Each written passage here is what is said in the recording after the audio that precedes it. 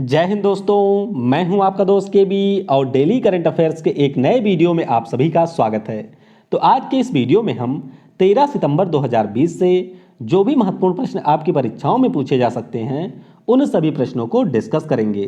तो आइए, जो मैंने आपसे कल प्रश्न पूछे थे उन प्रश्नों के उत्तर सबसे पहले जान लेते हैं। पार्थ सारथी किस राज्य के नए चुनाव आयुक्त नियुक्त किए गए? आर्थिक स्वतंत्रता सूचकांक 2020 में भारत का स्थान क्या रहा है? फिर मैंने आपसे पूछा था सिटी ग्रुप की पहली महिला सीईओ कौन बनाई गई हैं?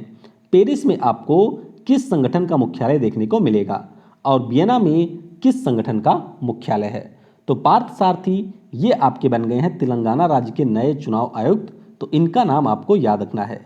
आर्थिक स्वतंत्रता सूचकांक, इसके बारे में अगर हम लोग बात करते हैं तो इसमें हमारा देश रहा है 105वें स्थान पे। अभी हम लोग डिटेल में इसको डिस्कस भी करेंगे। सिटी ग्रुप की पहली महिला सीईओ कौन बनी है? तो ये आपकी बन गई हैं जेन फ्रेजर। कौन है? Jane Fraser.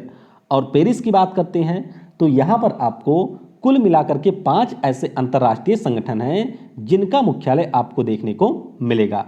तो ये पांचों कौन कौन से हैं? पहला हमारा है OECD, यानी कि organisation of economic cooperation and development. फिर हमारा है यूनेस्को, तो इसका भी मुख्यालय आपको पेरिस में ही मिलेगा। उसके बाद में है इंटरनेशनल एनर्जी एजेंसी, इसका भी मुख्यालय आपको पेरिस में ही मिलेगा। फिर हमारी है यूरोपियन स्पेस एजेंसी, इसका भी मुख्यालय पेरिस में है। और उसके बाद में है इंटरनेशनल एस्ट्रोनॉमिकल यूनिट, इसका भी मुख्यालय आपको मिलेगा पेरिस में। वियना की बात करते हैं तो ये आपके ऑस्ट्रिया देश की राजधानी है और यहाँ पर आपको 2 अंतर्राष्ट्रीय संगठन के मुख्यालय देखने को मिलेंगे। कौन कौन से? एक तो हमारा है ओपेक, यानी कि organisation of petroleum exporting countries, इसका मुख्यालय वियना में है।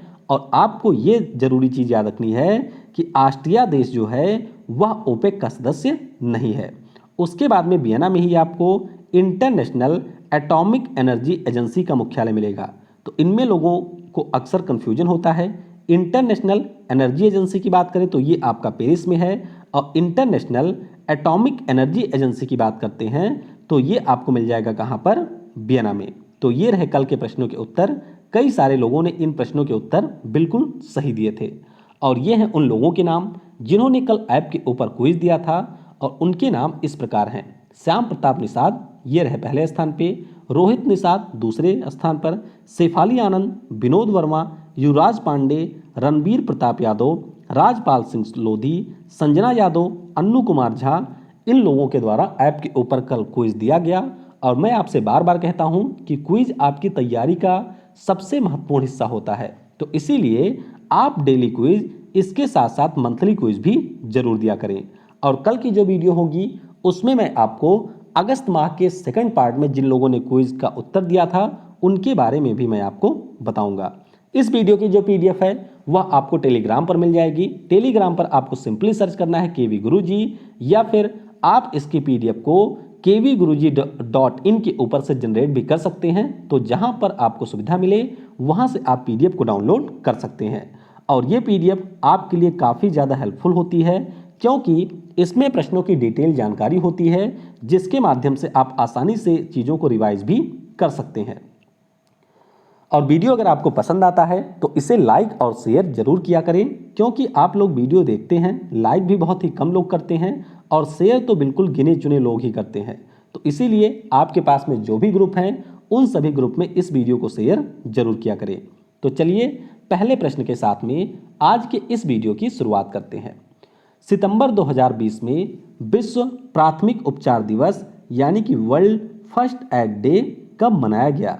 तो ये मनाया गया है 12 सितंबर को, यानी कि इस प्रश्न का ऑप्शन बी करेक्ट होगा। आपको यहाँ पर यह ध्यान रखना है कि ये जो विश्व प्राथमिक उपचार दिवस है यह प्रत्येक वर्ष 12 सितंबर को नहीं मनाया जाता है। तो कब मनाया जाता है? सितंबर माह के प्रत्येक वर्ष दूसरे शनिवार को विश्व प्राथमिक उपचार दिवस मनाया जाता है। और क्यों मनाया जाता है? क्योंकि अगर किसी भी प्रकार की दुर्घटना हो जाती है तो वहाँ पर जो आपकी प्राथमिक चिकित्सा होती है उसका बहुत ही महत्वपूर्ण योगदान होता है और इसी के प्रति लोगों को जागरूक करने के लिए यह दिवस मनाया जाता है। बात करते हैं 12 सितंबर की, तो इसी दिन एक दिवस और मनाया जाता है जिसका नाम है दक्षिण दक्षिण सहयोग का अंतर्राष्ट्रीय दिवस। तो यह दिवस क्या है? अगर आप लोग पूरे ग्लोब को देखें तो मुख्य रूप से बीचों बीच यानी कि जो हमारी भूमध्य रेखा गुजरती है इसके उत्तर में आपको जो देश मिलेंगे वह कहीं ना कहीं प्रॉस्परस हैं, यानी कि वह सारे आपके धनी देश हैं। लेकिन इसकी तुलना में अगर हम लोग दक्षिण में जो देश हैं इनके बारे में देखें तो ये उतने ज़्यादा प्रभावशील या फिर आप कह सकते हैं धनी देश नहीं है, गरीब देश हैं। तो इन्हीं के विकास को बढ़ावा देने के लिए प्रत्येक वर्ष दक्षिण दक्षिण सहयोग का अंतर्राष्ट्रीय दिवस भी 12 सितंबर को मनाया जाता है। अगला प्रश्न है, यूनिसेफ ने किस अभिनेता को बाल अधिकार अभियान का सेलिब्रिटी एडवोकेट बनाया है?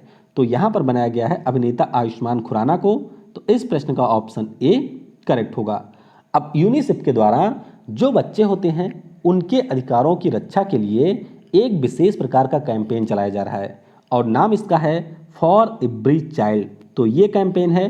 तो अभी यूनिसेफ के द्वारा हमारे देश भारत के लिए इसके प्रति जागरूकता फैलाने के लिए अभिनेता आयुष्मान खुराना को एडवोकेट सेलिब्रिटी के रूप में नियुक्त किया गया है।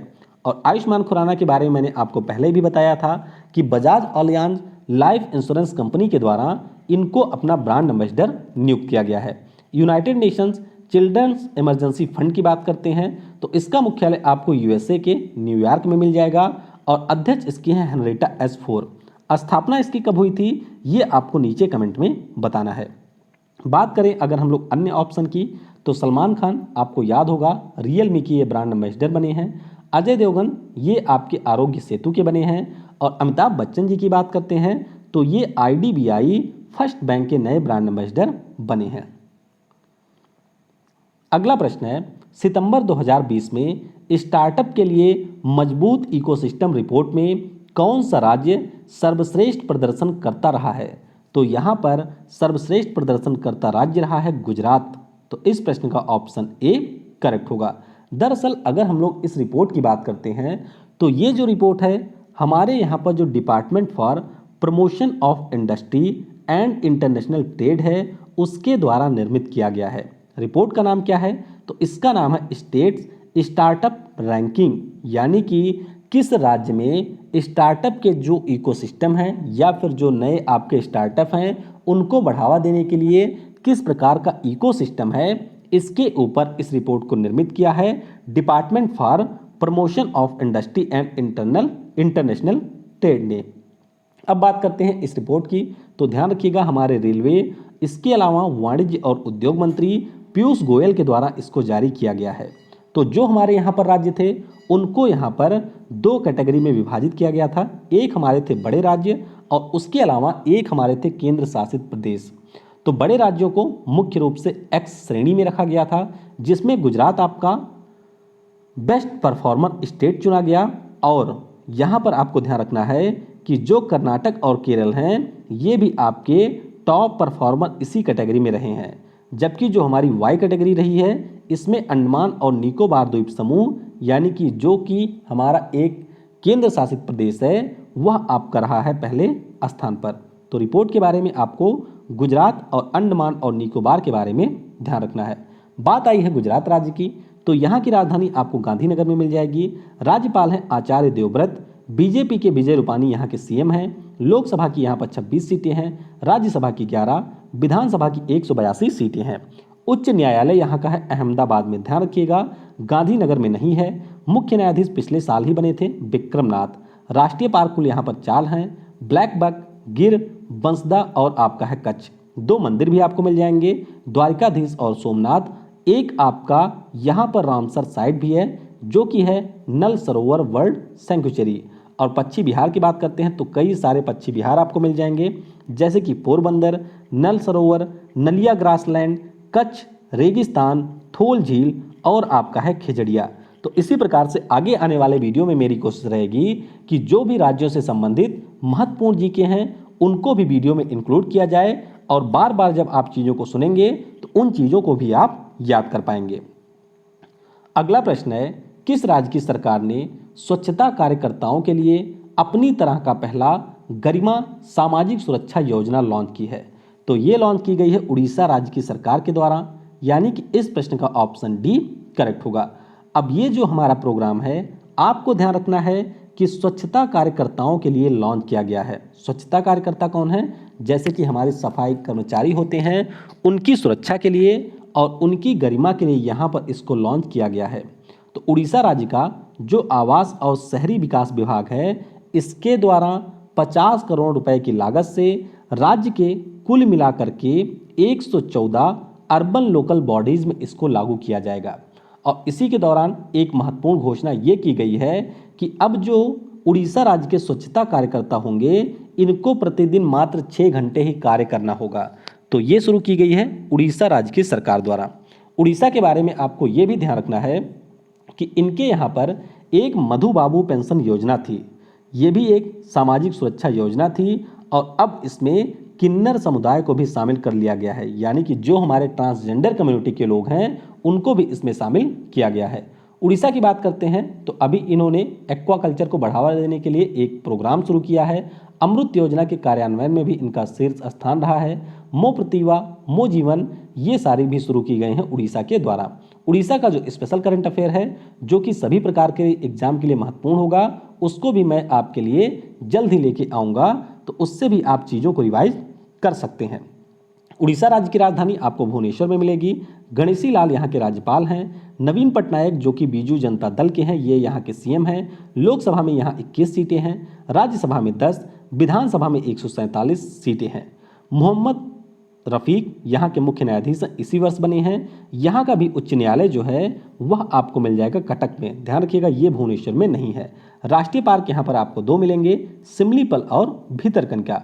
टाइगर रिजर्व भी आपको 2 मिलेंगे, एक है सिमलीपल, एक है सतकोसिया। बायोस्फीयर रिजर्व की बात करते हैं तो वह आपका एक ही है, जो कि है सिमलीपल। मंदिर आपको कई सारे मिल जाएंगे, जैसे कि लिंगराज है, जगन्नाथपुरी आपका हो गया, कोणार्क है, गुडिंचा है, मुक्तेश्वर है, ब्रह्मेश्वर है। तो ये सारे मंदिर आपको मिल जाएंगे उड़ीसा में। एलिफेंट रिजर्व आपको यहाँ पर 3 मिलेंगे। कौन कौन से? संबलपुर, मयूरभंज और आपका है Mahanadi elephant reserve. Ramsar site की बात करते हैं तो चिल्का झील और जो आपके भीतरकनिका के मैंग्रोव वन हैं, ये आपके आते हैं रामसर स्थलों की श्रेणी में। अगला प्रश्न है, सितंबर 2020 में किस राज्य में भारत के सबसे बड़े पिगरी मिशन को लॉन्च किया गया है? तो ये जो पिगरी मिशन है, ये शुरू किया है मेघालय राज्य की सरकार ने, यानी कि इस प्रश्न का ऑप्शन सी करेक्ट होगा। तो ये मिशन है क्या? देखिए, पिगरी का यानी कि पिग का मतलब होता है सुअर। तो सुअर पालन को बढ़ावा देने के लिए मेघालय राज्य की सरकार ने इसकी शुरुआत की है और इनका मुख्य रूप से टारगेट है कि जो हम लोग सुअर के मांस का आयात करते हैं, उनमें अगले 3 वर्षों में 150 करोड़ रुपए की कमी लाई जाए और राज्य को सुअर के उत्पादन में आत्मनिर्भर बनाया जाए, इसके लिए शुरुआत की गई है। तो मेघालय का जो पशुधन उद्यम उन्नति सोसाइटी है, उसके द्वारा राष्ट्रीय शहरी विकास निगम की सहायता से इसका संचालन किया जाएगा। और मेघालय के बारे में मैंने आपको एक महत्वपूर्ण चीज़ बताई थी कि इनके यहाँ पर जो विलेज एम्प्लॉयमेंट काउंसिल है, उसमें महिलाओं के आरक्षण को मंजूरी दी गई है। मेघालय राज्य तो राजधानी इसकी शिलांग में है। राज्यपाल हैं सत्यपाल मलिक जी। मुख्यमंत्री यहाँ के हैं कॉनराड संगमा। इनकी पार्टी है एनपीपी यानी कि नेशनल पीपल्स पार्टी। लोकसभा में मात्र 2 सीटें हैं, राज्यसभा में मात्र 1 है, विधानसभा में यहाँ की 60 सीटें हैं। मुख्य न्यायाधीश यहाँ के हैं बी सोमादर और यहाँ का उच्च न्यायालय आपको मिलेगा शिलांग में। राष्ट्रीय पार्क की बात करते हैं तो कई सारे राष्ट्रीय पार्क आपको मिल जाएंगे, जैसे कि नोकरेक रिज राष्ट्रीय पार्क है, बाल पखराम राष्ट्रीय पार्क है, ये आपको यहाँ पर मिलेंगे। टाइगर रिजर्व यहाँ पर कोई नहीं है। बायोस्फीयर रिजर्व की बात करते हैं तो जो ये आपका नोकरेज है वह एक बायोस्फीयर रिजर्व भी है। अगला प्रश्न है, हाल ही में किस केंद्र शासित प्रदेश ने सार्वभौमिक स्वास्थ्य बीमा योजना लॉन्च करने की घोषणा की है? तो ये घोषणा की है जम्मू और कश्मीर राज्य की सरकार ने। तो इस प्रश्न का ऑप्शन ए करेक्ट होगा। तो नाम इसका आप देख सकते हैं, सार्वभौमिक स्वास्थ्य बीमा योजना, यानी कि यूनिवर्सल हेल्थ इंश्योरेंस स्कीम। और जब भी किसी प्रकार की योजना के सामने यूनिवर्सल शब्द लग जाए तो आप समझ जाइए कि इसका मतलब है कि राज्य के प्रत्येक नागरिक तक इस योजना का लाभ पहुंचना चाहिए और इसी के लिए इसकी शुरुआत जम्मू और कश्मीर राज्य की सरकार के द्वारा की गई है। तो उपराज्यपाल अभी बने हैं मनोज सिन्हा जी, और इन्हीं के द्वारा 123 करोड़ रुपए के वार्षिक बजट के साथ में सार्वभौमिक स्वास्थ्य बीमा योजना की घोषणा की गई। अब ये बीमा योजना है क्या? तो मुख्य रूप से कोविड-19 की बात करें या जो अन्य प्रकार की गंभीर बीमारियां हैं, उन सभी के इलाज के लिए यहाँ पर राज्य के नागरिकों के लिए गोल्डन कार्ड निर्मित किया जाएगा, और जिसके पास में गोल्डन कार्ड होगा वह अपना यहाँ पर इलाज करा सकता है। तो जैसे हमारे पूरे देश के लिए है आयुष्मान भारत स्कीम, उसी प्रकार की आपकी है ये सार्वभौमिक स्वास्थ्य बीमा योजना। और इसी दौरान उपराज्यपाल मनोज सिन्हा जी के द्वारा Jammu Kashmir integrated grievance redress and monitoring system भी लॉन्च किया गया। तो ये क्या है?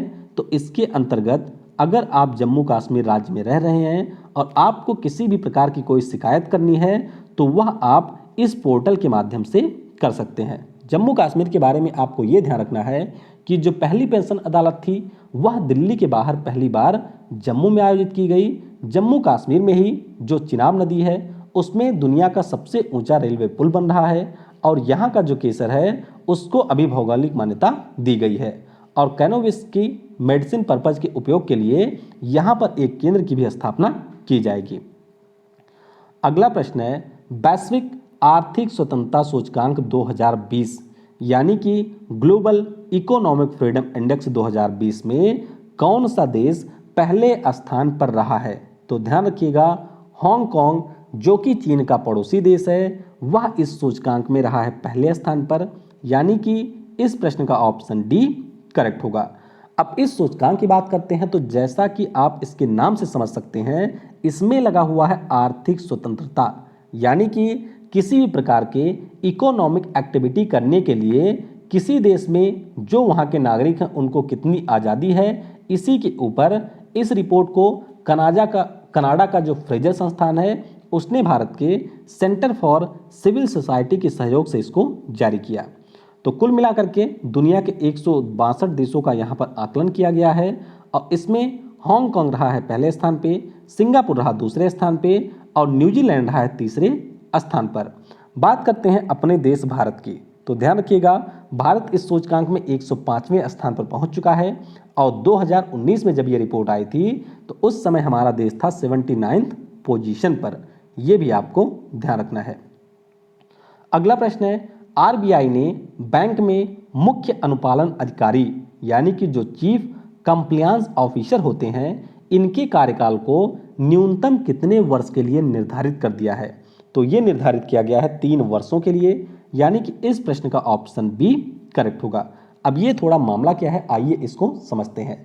जैसा कि मैं आपको पहले भी बता चुका हूं कि जो हमारे बैंक होते हैं या इस प्रकार की कंपनियां होती हैं उसमें एक बैंक बोर्ड होता है, यानी कि एक बोर्ड ऑफ गवर्नर्स होते हैं जिसमें आपके निदेशक होते हैं, उसके अलावा चेयरमैन होता है, एमडी होता है, सीईओ होता है, फिर आपके चीफ ऑपरेशन ऑफिसर होते हैं, उसी प्रकार से होता है चीफ कॉम्प्लायंस ऑफिसर। तो आरबीआई के द्वारा अभी जो ये आपके मुख्य अनुपालन अधिकारी होते हैं इनकी नियुक्ति के लिए और इनका कार्यकाल कितना होगा इसके लिए गाइडलाइन जारी की गई है। किस नाम से? Compliance function in banks and role of CEO. अब इसमें कुछ महत्वपूर्ण चीजें आरबीआई के द्वारा बताई गई हैं। जैसा कि पहले इन्होंने ये कहा है कि जो भी बैंकों के मुख्य अनुपालन अधिकारी होंगे इनकी नियुक्ति बोर्ड के द्वारा एक सीनियर लेवल की चयन समिति के द्वारा की जाएगी, यानी कि जो बोर्ड है उसके द्वारा एक सीनियर लेवल की चयन समिति का गठन किया जाएगा और बाद में उस समिति के द्वारा यहाँ पर चीफ कंप्लायंस ऑफिसर की नियुक्ति की जाएगी। अब नियुक्ति में क्या क्राइटेरिया है? तो क्राइटेरिया ये रखी गई है कि कोई व्यक्ति जिसे यहाँ पर बैंक का चीफ कंप्लायंस ऑफिसर नियुक्त किया जाएगा वह एक सीनियर लेवल का कार्यकारी अधिकारी होना चाहिए, यानी कि वह एक सीनियर एग्जीक्यूटिव होना चाहिए और कम से कम वह जनरल मैनेजर के पद पर हो। तो ऐसे किसी व्यक्ति को ही बैंक के द्वारा अपने चीफ कंप्लायंस ऑफिसर के रूप में नियुक्त किया जाएगा। इसके अलावा जो इनका कार्यकाल होगा उसके बारे में भी दिशा निर्देश आरबीआई ने दिया है और इसमें बताया गया है कि इनका कार्यकाल जो है वह होगा न्यूनतम 3 वर्षों का और इनकी जो आयु है वह 55 वर्ष से अधिक नहीं होनी चाहिए, यानी कि कार्यकाल यहाँ पर न्यूनतम बात की गई 3 वर्ष का होना ही चाहिए। तो ये जो क्राइटेरिया है जो नए बैंक अभी नियुक्ति करेंगे वह इसको लागू करेंगे, और जिनके यहाँ पर पहले से चीफ कॉम्प्लायंस ऑफिसर हैं वह अगले 6 महीने के बाद में पुनः इस प्रक्रिया के अनुसार चीफ कॉम्प्लायंस ऑफिसर की नियुक्ति करेंगे। आरबीआई ने अभी जो हमारा आदित्य बिरला बैंक है इसके बंद करने की भी घोषणा कर दी है, और आरबीआई के द्वारा एक ट्विटर कैंपेन शुरू किया गया था जिसके ब्रांड एम्बेसडर बनाए गए थे अमिताभ बच्चन। तो इसकी स्थापना 1 अप्रैल 1935 को हुई थी। मुख्यालय है मुंबई में, और 25वें नंबर के गवर्नर हैं शक्तिकांत दास जी। तो ये भी आपको ध्यान रखना है। अगला प्रश्न है, सितंबर 2020 में किस राज्य की सरकार ने पहली धरोहर पर्यटन नीति को मंजूरी दी है? तो ये मंजूरी दी गई है गुजरात राज्य की सरकार द्वारा, यानी कि इस प्रश्न का ऑप्शन डी करेक्ट होगा। तो गुजरात राज्य की सरकार ने ये जो इनकी धरोहर पर्यटन नीति है इसमें ये कहा है कि हमारे राज्य में जो भी 1950 के पहले निर्मित स्मारक हैं या फिर जो भवन हैं या भी इस प्रकार की जो भी इमारतें और भवन हैं उनमें अब किसी भी प्रकार के उपयोग के लिए लाइसेंस दिया जाएगा, यानी कि अनुमति उनको मिल जाएगी। यानी कि जैसे आपको इस प्रकार के किसी भवन का यूज करना है किसी भी पर्पज से, तो आपको यहाँ पर उसके यूज की अनुमति मिल जाएगी। लेकिन ध्यान आपको ये रखना है कि वो जो आपका भवन या स्मारक है उसे किसी भी प्रकार का नुकसान नहीं पहुंचना चाहिए। गुजरात की बात करते हैं तो यह अभी काफ़ी सारे कारणों से न्यूज में रहा था, जैसे कि गुजरात में सी प्लेन सेवा की शुरुआत की जाएगी। आशीष भाटिया यहाँ के नए डीजीपी बन गए हैं। औद्योगिक नीति 2020 इनके द्वारा घोषित किया गया है। मुख्यमंत्री किसान सहाय योजना भी शुरू की गई है। जो निर्यात तैयारी सूचकांक था उसमें भी गुजरात रहा था पहले स्थान पे। MPEDA के द्वारा यानी कि मरीन प्रोडक्ट डेवलपमेंट अथॉरिटी के द्वारा जो गुणवत्ता नियंत्रण प्रयोगशाला है ये गुजरात के पोरबंदर में बनेगी। ICGS C454 का जलावतरण अभी किया गया है, और INS विराट जो कि हमारे यहाँ का एयरक्राफ्ट कैरियर था इसका विघटन भी गुजरात राज्य में किया जाएगा। अगला प्रश्न है, एरो इंडिया 2021 के 13वें संस्करण का आयोजन किस शहर में किया जाएगा? तो ये आपका आयोजित होगा बेंगलुरु में। तो इस प्रश्न का ऑप्शन बी करेक्ट होगा। अभी यह न्यूज़ में इसलिए आया, हालांकि घोषणा इसकी तो काफ़ी समय पहले हो गई थी, लेकिन यह न्यूज़ में इसलिए आया क्योंकि जो हमारे रक्षा मंत्री हैं राजनाथ सिंह जी, उनके द्वारा एरो इंडिया 2021 के लिए एक वेबसाइट को लॉन्च किया गया है। तो ध्यान रखिएगा 3 से लेकर के 7 फरवरी 2021 में इसका आयोजन कर्नाटक की राजधानी बेंगलुरु में किया जाएगा। थीम आपके लिए महत्वपूर्ण है, तो थीम इसकी है the runway to a billion opportunities, ये इसकी थीम है। बात करते हैं एरो इंडिया की, तो 1996 में इसका पहला संस्करण आयोजित किया गया था। उसके बाद में प्रत्येक 2 वर्षों पर इसका आयोजन किया जाता है। और होता क्या है इसमें, तो जो भी हमारे एविएशन सेक्टर के विमान होते हैं उन सभी की यहाँ पर प्रदर्शनी लगाई जाती है, और आप उसको देखने के लिए जा सकते हैं, यानी कि टिकट होगा, पे करने के बाद में आप देखने के लिए जा सकते हैं। किस राज्य की सरकार ने YSR आसरा योजना को लॉन्च किया? तो मैंने आपको पहले ही बताया है कि जैसे YSR शब्द आ जाए वैसे आप समझ जाइए कि ये स्कीम शुरू की है आंध्र प्रदेश ने।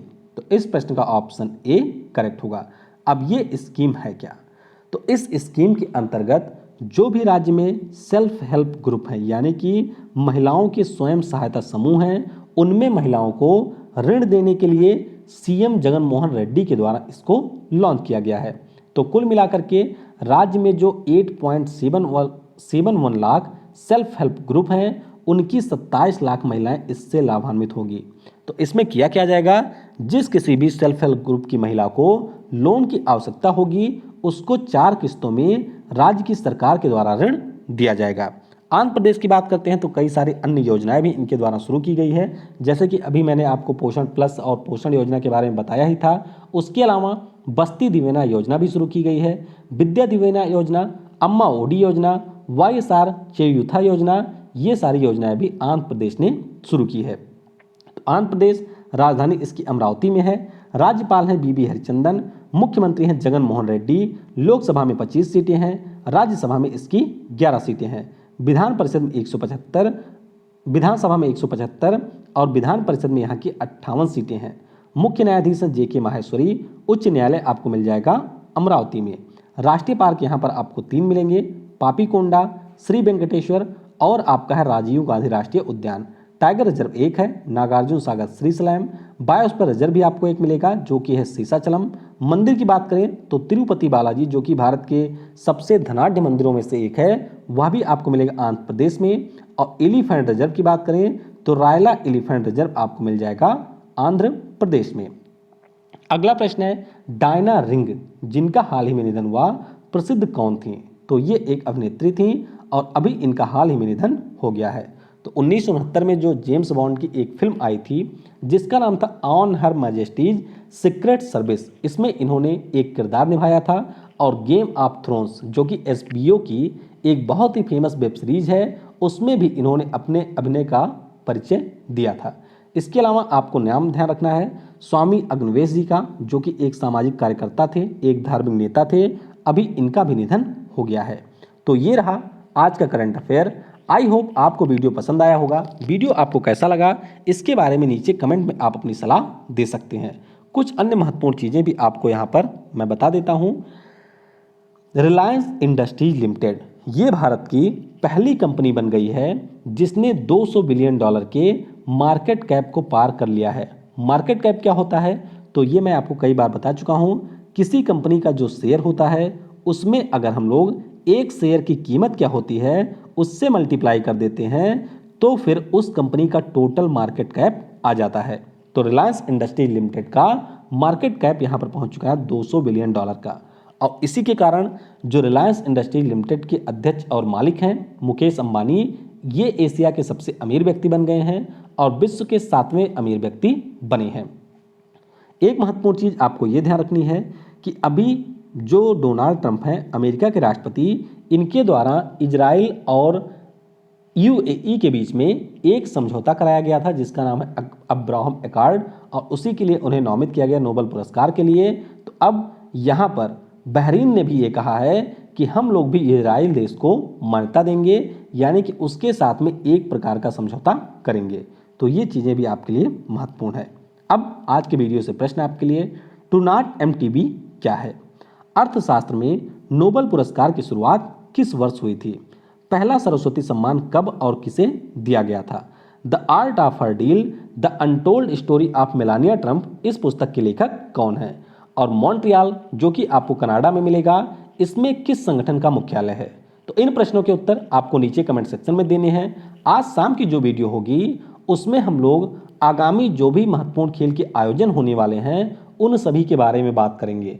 और अगर आप NTPC की तैयारी कर रहे हैं तो वह वीडियो आपके लिए काफ़ी ज़्यादा महत्वपूर्ण होगा, जिसमें मैं बहुत ही कॉम्प्रिहेंसिव ढंग से डिस्कस करूंगा कि खेल के आयोजन कहाँ पर होने वाले हैं। तो इस वीडियो को आपने समय दिया उसके लिए आप सभी को बहुत बहुत धन्यवाद। Thanks for watching. जय हिंद, जय भारत, और सबसे ज़रूरी, पढ़ेगा भारत तो बढ़ेगा भारत।